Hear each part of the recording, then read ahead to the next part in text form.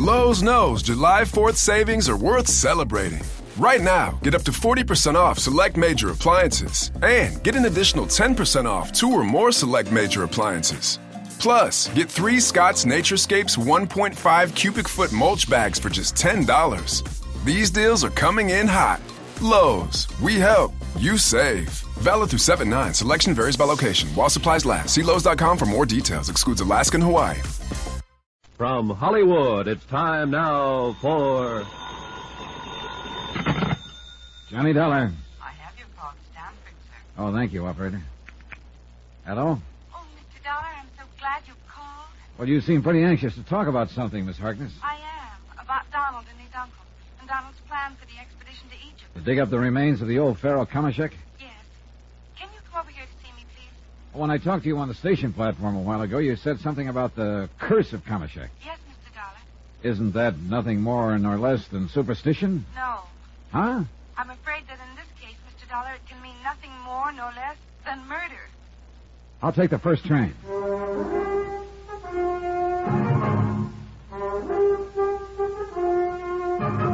Tonight and every weekday night, Bob Bailey in the transcribed adventures of the man with the action-packed expense account, America's fabulous freelance insurance investigator. Yours truly, Johnny Dollar.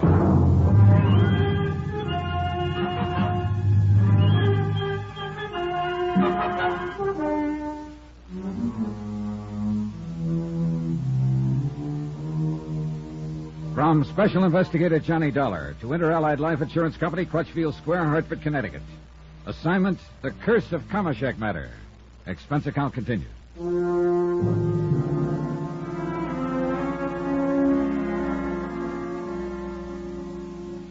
Item 4, 320, cab to the station, train fare from Hartford to Stamford, and cab to the modest but attractive apartment of Dorothy Harkness. The short trip gave me time to think.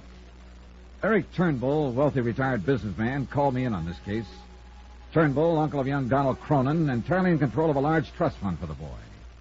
Turnbull, who was determined to prevent him from making an expedition to the tomb of Kamashek, on the excuse that he suspected a plot against the boy's life, engineered by Dorothy Harkness, who was not only Donald's fiancée, but a beneficiary of his $100,000 life policy. So a talk with Dorothy Harkness seemed very much in order. Oh, come in, Mr. Dollar. I'm so glad you were willing to come and talk with me. How are you, Miss Harkness? You make me sound so old. Dorothy, won't you sit down? All right. Thank you. But before we go any further, Dorothy, I think you ought to understand that I'm an insurance investigator, and so far... I know that. Donald told me his uncle was going to send for you. But there's been no claim filed, no reason for one. I know. Mr. Turnbull does, well, kind of unusual things now and then, and I guess this is one of them. Unless he's trying to prevent whatever might cause a claim to be filed. Mr. Dollar, I don't know what Mr. Turnbull has told you about me, but I'm sure it wasn't good.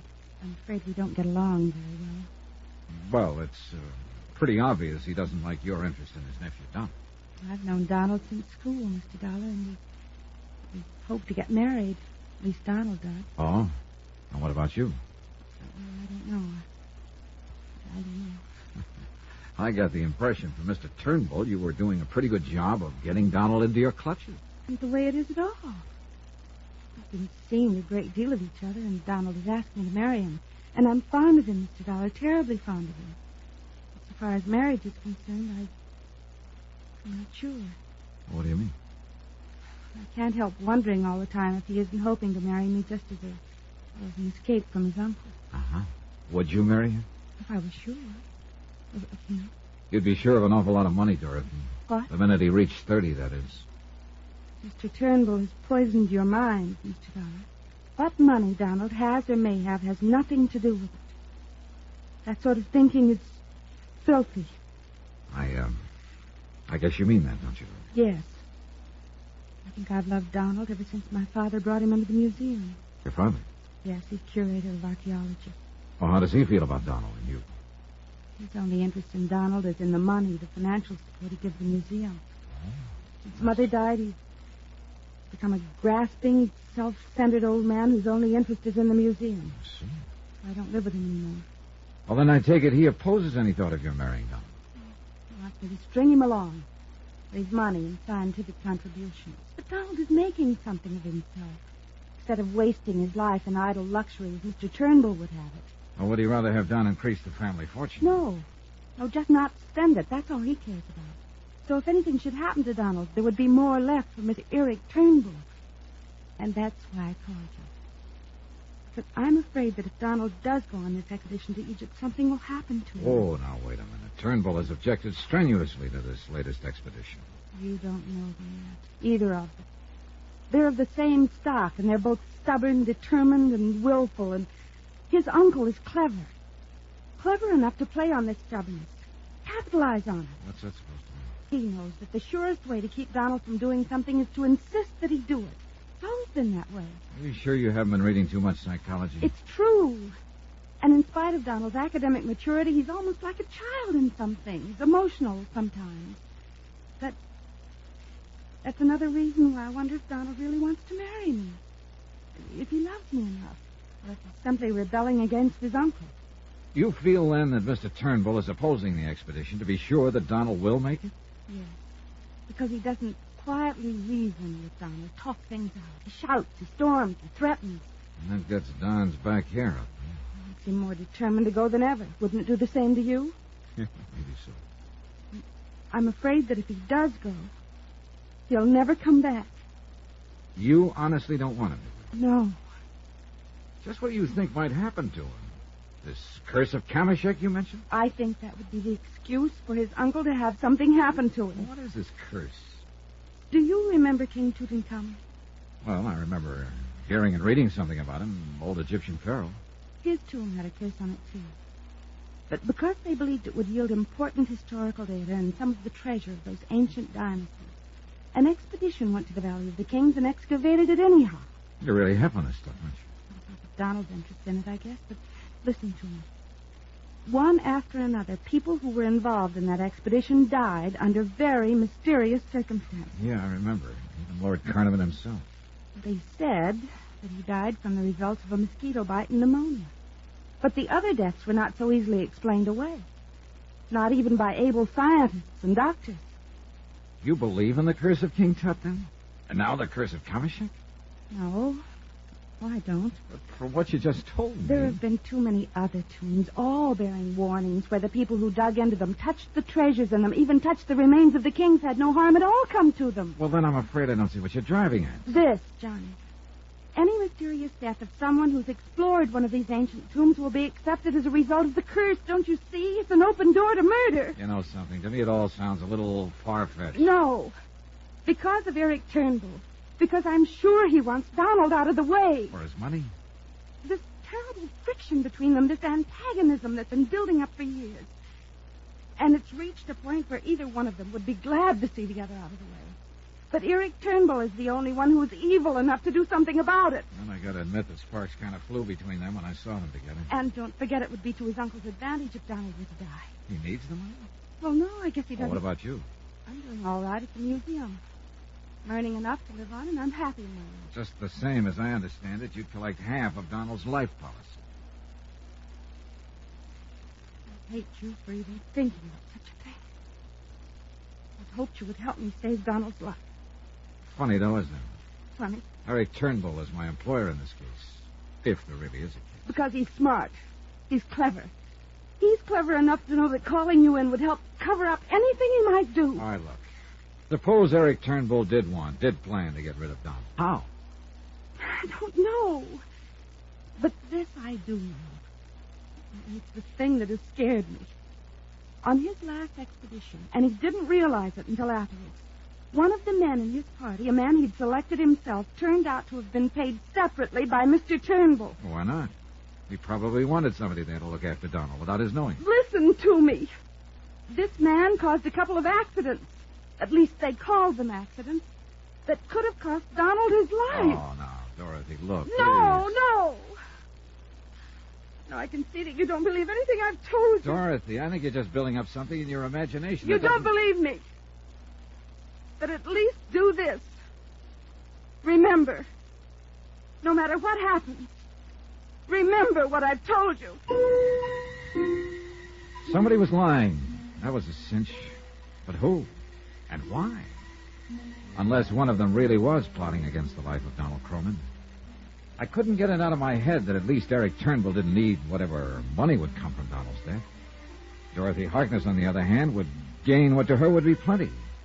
Sure, nearly $1 million would go to Turnbull, but that would mean much less to him than the $50,000 insurance would to her. Well, there seemed to be nothing more to say to her at the moment, so I left her, took a cab back to the station. That's item 5, 65 cents, and telephoned to the house on Birchbrook Road in the hope that Donald would be home and I'd have a chance to talk to him. Hello? Oh, Mr. Turnbull, this is Johnny Dollar. Oh, splendid. Where are you? Well, I'm at the station, but I was calling to try and... Splendid. Haskins will drive the car down to meet you immediately. Well, now... I knew that if you thought it over, you'd be willing to take on this case. Yeah, sure. You just wait right there. Haskins will be along in a few minutes. Goodbye.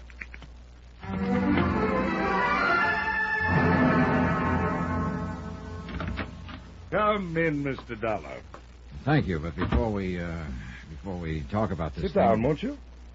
Now, from what I've been able to learn, Donald is planning to leave for Egypt immediately. I checked with a friend at the Explorers Club in New York, where the boy's been staying these past few days. Oh, I thought he always stayed right here with you. Well, he does, except when he's preparing for an expedition.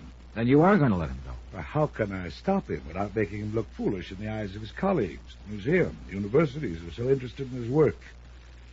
Yes, I have to let him go. What, with you beside him there? Oh, wait a minute. Of course, I'll expect you to be with him during the entire expedition. Well, now, look, Now, remember this. No expense is to be spared in the protection of my nephew's life.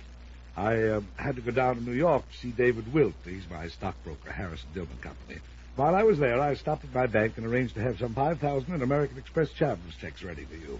All you have to do is go down there and sign them, pick them up. If you need more, cable me. You don't waste any time, do you? I know Donald. He's very stubborn, determined, and willful. In his present frame of mind, he might pack up and take off at a moment's notice. I want to be sure you're at his side. Okay, you're the boss. But, Mr. Turnbull... Yes? You still haven't told me why you think his life is in any more danger on this expedition than on any of the others he's undertaken. Because that girl, Dorothy Harkness, is smart, is clever. And because of something that happened on Donald's last expedition, Yucatan. Oh? He didn't realize it until afterwards, but one of the men in his party, a man he'd selected himself, turned out to be a friend of this Dorothy Harkness. Not 20 minutes ago, I heard exactly... Now, listen to me. This man caused a couple of accidents. At least they called them accidents. That could have cost Donald his life. And Mr. Dollar, though lacking any proof, I am convinced he was put up to them by the beneficiary of his insurance policy, Dorothy Harkness.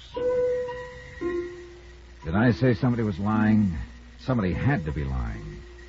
And by now, that old feeling was beginning to come back to me, that hunch, whatever it is, that told me somebody was planning to kill Donald. Eric Turnbull? Dorothy Harkness? Who? Something told me I'd better get to Donald Cronin, but fast.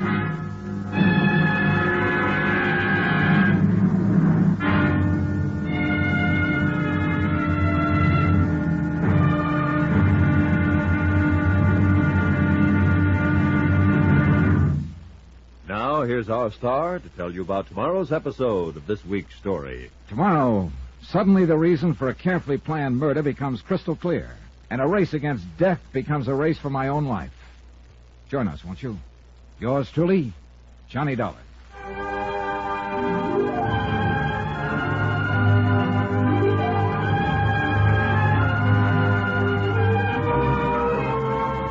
Yours truly, Johnny Dollar, starring Bob Bailey, is transcribed in Hollywood. It is produced and directed by Jack Johnstone, who also wrote this week's story. Be sure to join us tomorrow night, same time and station, for the next exciting episode of Yours truly, Johnny Dollar. Roy Rowan speaking.